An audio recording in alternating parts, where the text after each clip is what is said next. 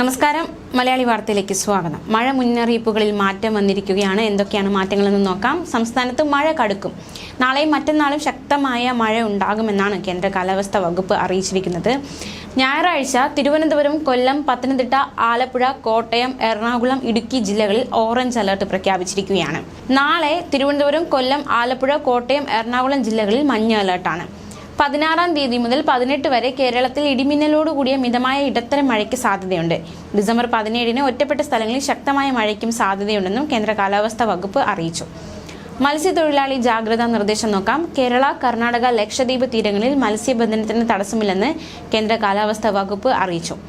ഇന്നു മുതൽ 17-ാം തീയതി വരെ, അതായത് ഞായറാഴ്ച വരെ, കന്യാകുമാരി തീരം, അതിനോട് ചേർന്നുള്ള മാലിദ്വീപ് പ്രദേശം എന്നിവിടങ്ങളിൽ മണിക്കൂറിൽ 40 മുതൽ 45 കിലോമീറ്റർ വരെയും ചില അവസരങ്ങളിൽ 55 കിലോമീറ്റർ വരെയും വേഗതയിൽ ശക്തമായ കാറ്റിനും മോശം കാലാവസ്ഥയ്ക്കും സാധ്യത ഉണ്ട്.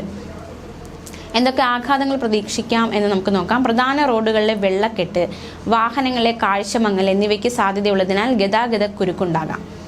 താഴ്ന്ന പ്രദേശങ്ങളിലും നദീതീരങ്ങളിലും വെള്ളക്കെട്ടോ വെള്ളപ്പൊക്കം എന്നിവയ്ക്ക് സാധ്യതയുണ്ട്. മരങ്ങൾ കടപുഴകി വീണാൽ വൈദ്യുതി തടസ്സം അല്ലെങ്കിൽ അപകടം എന്നിവയിലേക്ക് നയിച്ചേക്കാം. വീടുകൾക്കും കുടിലുകൾക്കും ഭാഗിക കേടുപാടുകൾക്ക് സാധ്യതയുണ്ട്. ഉരുൾപൊട്ടലിനും മണ്ണിടിച്ചിലിനും സാധ്യതയുണ്ട്. മഴ മനുഷ്യരെയും കന്നുകാലികളെയും പ്രതികൂലമായി ബാധിക്കാനും തീരപ്രദേശത്തെ സുരക്ഷിതമല്ലാത്ത ഘടനകൾക്ക് നാശമുണ്ടാക്കാനും സാധ്യതയുണ്ട്.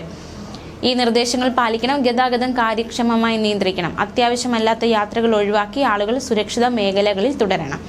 അപ്പോൾ എന്തായാലും മഴ മുന്നറിയിപ്പുകൾ ഇതൊക്കെയാണ്. അപ്പോൾ 2 ദിവസം, നാളെയും മറ്റന്നാളും വലിയ രീതിയിലുള്ള മഴ ഉണ്ടാകും എന്ന് തന്നെയാണ് കേന്ദ്ര കാലാവസ്ഥാ വകുപ്പ് അറിയിച്ചിരിക്കുന്നത്.